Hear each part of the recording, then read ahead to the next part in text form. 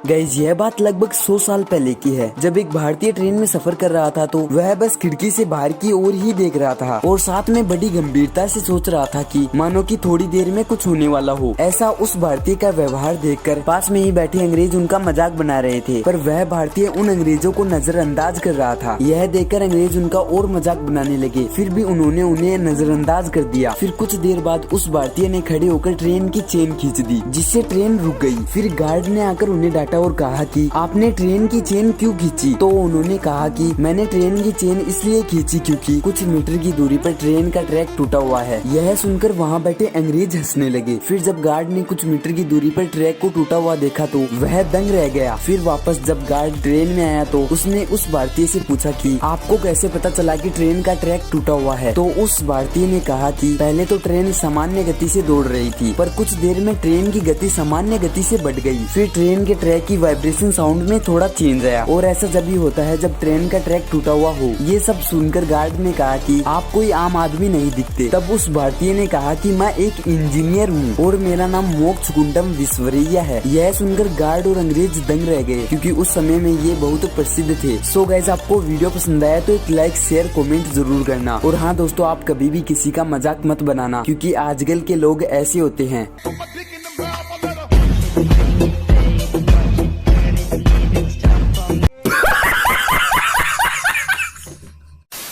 और हाँ दोस्तों, चैनल को सब्सक्राइब करना मत भूलिएगा। Bye bye.